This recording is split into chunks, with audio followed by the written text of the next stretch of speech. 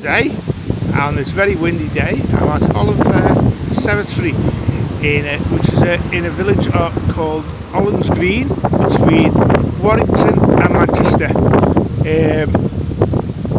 I'm just going to have a look around at it because there's one of other places I've been before.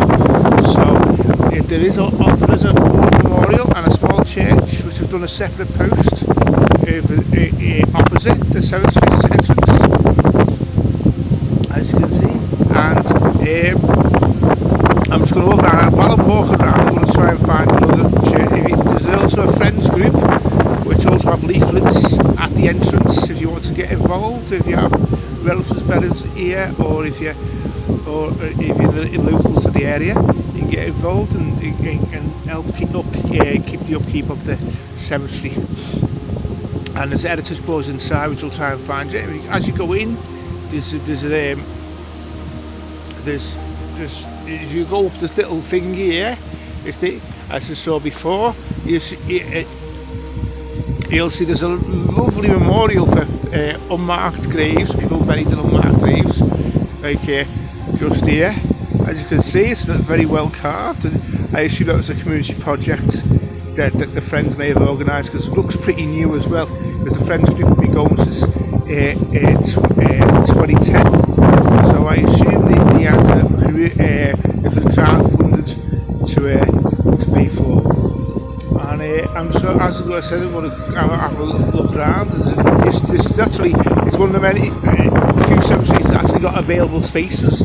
So if you're lucky enough to have a loved one that's lucky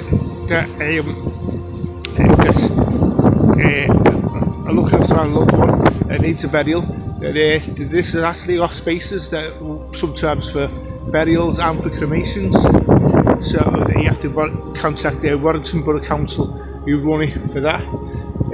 But I'm actually going to look for as well as exploring, I'm going to look for a grave here. I'm going to look for a war cenotaph, family war cenotaph, and I'm going to try and find it. Yes, I've seen it actually, because I saw a photo of it on Find the Grady. So this one's quite a lovely memorial there to the Dandy family. Great name as well. And if you go to around here, I'm just going to say there's a war grave over here. There's quite there's the sarcophagus here. I saw in the background of the photo, I saw this one here for the I can't see Wardle family. And if I go over here, there should be. I think you can see it's that pointed one on the back of it over here. This should be for, if I'm guessing right from the photo on Find the Grave, this should be for the Rogerson family. Yeah, there it is. And as you can see, this is for the children of Martha and James Rogerson, and their son Stanley. As you can see, it says Stanley, a beloved son who died in France on October the 11th, 1918. So not long, just before the end of the war. So we're lucky enough that it's quite unfortunate that he didn't survive till the end, because it's only a month. It's exactly a month away from Remembrance Day. It's quite sad, and he's only 20 years old. Oh, I'll see what else can find. There's a quite large stone there to the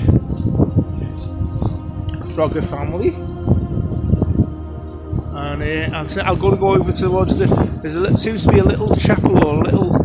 I don't think it's a chapel actually. I think it's just a storage shed. As you see in the distance there, because there's an heritage board over there. So I'll go and have a look at that. Because that's a little to prevent history to the cemetery. It's quite small compared to other cemeteries I've been to, but it's a municipal one, which means any religious denomination or no denomination can be buried here. And there's also some memorial benches that's welcome to, which you can sponsor for 10 years, depending. So like, you know, and the names of your loved ones can be engraved onto the benches. as I said, there's a notice board here in the centre of the cemetery, put up by the Friends of the Friends group. As you can see, there's a lot of information there. I don't think you can pick it up and pause it if you want to have a read, but there is, as I said, there's a message to there is a leaflet at the entrance if it's drive down here. It's a nice quiet village, and there's a little pub on the pub as you enter the village. If you wanted to have a little pub lunch, called the Black Swan. And there's the heritage board. I'll turn it and you can pause and have a look at that if you want to. It tells you about how it was opened in the 1890s, and unfortunately the first burial that took place was for a young baby who was only a month old, called Herbert Hudson. And so there's some great old photos there of some soldiers and the War Memorial when it was first built. There you go. And let's just go near the back of the city, find some things here. So there's one of the memorial benches I was talking about. Yeah. That is for Peter Fillery. And they're quite new, obviously. These benches. That's for two people, Walter and Mary MacArthur. It's quite I said it's quite a small cemetery, but it is obviously it's well kept by the. Looks like it's well kept by the Friends group and the Ventures, and because it looks like although there's obviously just autumn leaves later on, it looks like it's well mowed by combination of the council and the Friends group. So you go down and there's another little leaf seems to be, and I'll focus on. I'll keep it on this side because there's a new burial there which I don't want to focus on. But I said that these are the newer graves on the back and the back and at the back here. I don't know whether it must be getting pretty full though, because it does go right to the edge of the cemetery. Although it does say on the council website that there is. This as you see, this bench is actually.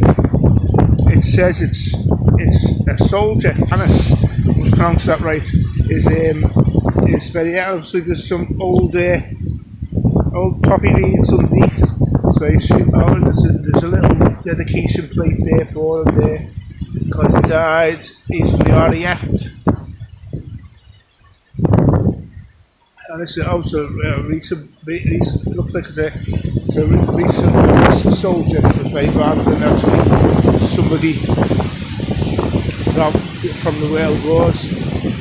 From the nameplate I just saw. So I said there's more memorial benches near the back, and then there's a little hut I can assume you can sit down at the back as well, which is quite nice. I haven't seen many cemeteries. As you see, there's a little hut. You can sit down, maybe shelter from the wind and the rain when you've come to see it. When you've come to see a relative place. There's another little metal bench at the back. It says donated. This was during the Diamond Jubilee of Queen Elizabeth. This was the that's what that's metal bench was to celebrate. Let's see. I'm at the back of the cemetery now, so I'll sign off and speak to you next time. Alright, bye bye.